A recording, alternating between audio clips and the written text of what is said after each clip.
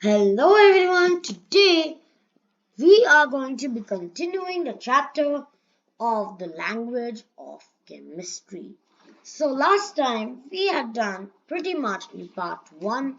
If you didn't see part 1, you probably won't understand part 2, but let's get started anyways. So, chemical equations. That is where we finished last video. So chemical equation. What are chemical equations? There are a large number of elements and compounds.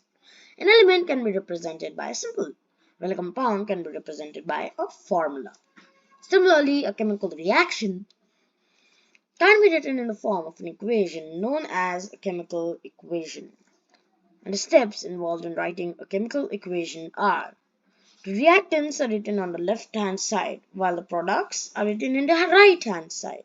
So reactants are on the left-hand side, products are on the right-hand side. The arrow sign is put in between the reactants and the products, which is head pointing towards the products. So the arrow sign. If you go, it's pointing like, how do I describe?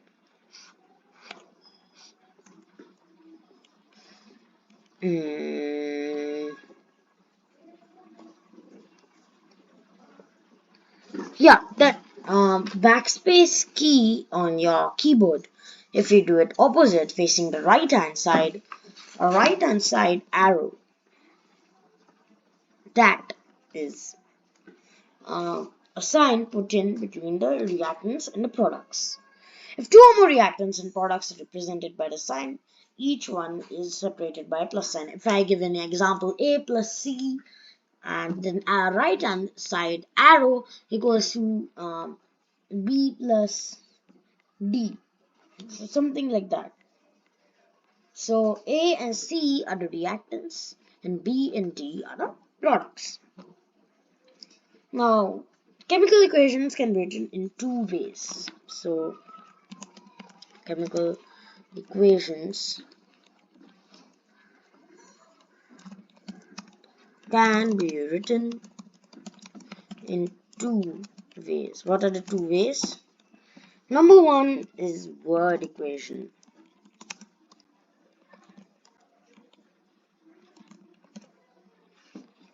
So the word equation, when the names of the reactants and the products of chemical reaction are written in an equation, that is known as word equation. So when carbon plus oxygen reactants are mixed and heat becomes carbon dioxide. Note: many more word equations were described as examples and activities while discussing the characteristics and conditions of chemical reactions. So now, number 2 is chemical equations using symbols or formulae.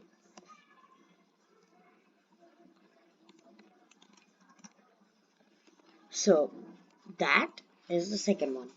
So when the reactants and the products of the chemical reaction are represented symbolically using the symbols and formulae, it is called as chemical equations. Now carbon burns in oxygen to form carbon dioxide. This can be written using symbols and formulae for carbon, oxygen, and carbon dioxide. In fact, a chemical equation is shorthand description of a chemical reaction. So if you want a shortcut, like just studying for exams and you want a shortcut, so chemical equations is the one for you because it's a shortcut describing the entire chemical reaction. It saves space, time, and energy. In the symbolic representation, the molecular formula of the substances are written because the atoms and usually neither stable or independent nor capable of independent existence.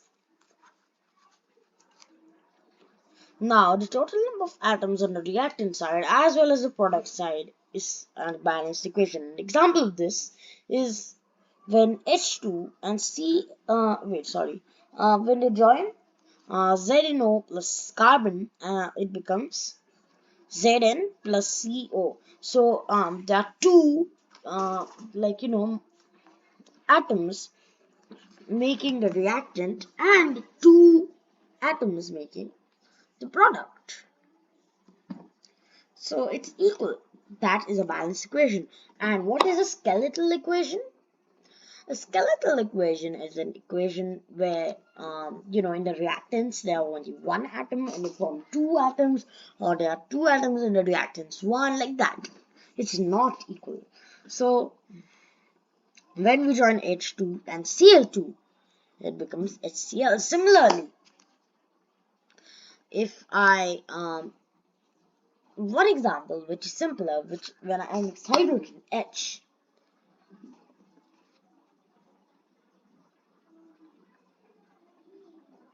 and two oxygen atoms H2O, when I join them it becomes H2O. So it's 2 and 1, so it's not equal. Same. So now, in fact, the chemical so that is a skeletal equation. We can also say an unbalanced equation.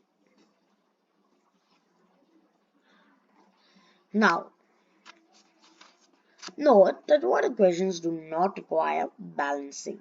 It has been observed that the total mass of the reactants together is equal to the total mass of the products, i.e. the mass of the substances before and after a chemical reaction remains the same. This is possible only when the total number of atoms of each kind remains the same before and after a chemical reaction. So this is possible. This is that. Now this is supported by the law of conservation of matter, which is that matter can neither be created nor be destroyed. So matter can neither be created nor be destroyed. Matter can neither be created nor be destroyed. It can be only transformed from one form to another form. So a need for chemical balancing a chemical equation. The chemical equation needs to be balanced so as to make the number of atoms of reactants equal to the number of atoms in the products. Okay, this is the law of conservation of matter. Now, therefore, a balanced chemical equation for a reaction between hydrogen and chlorine, we can write it as H2 plus Cl2 is 2HCl. So if you want to learn more about balancing chemical equations, you can learn them in higher classes. Yeah, a lot of them is written, you learn them in higher classes. Learn them in higher classes. So, yeah. A balanced chemical reaction is the one which the number of atoms of each element on the reactant side is equal to the number of atoms of that element on the product side. So, now, this is it for today's video. Thank you very much for watching. I hope you liked my video. So, after this video, I hope you have understood all the concepts which I have told you. So, thank you very much. Goodbye. Subscribe, like, share this video if you liked it. So, thank you very much. Goodbye.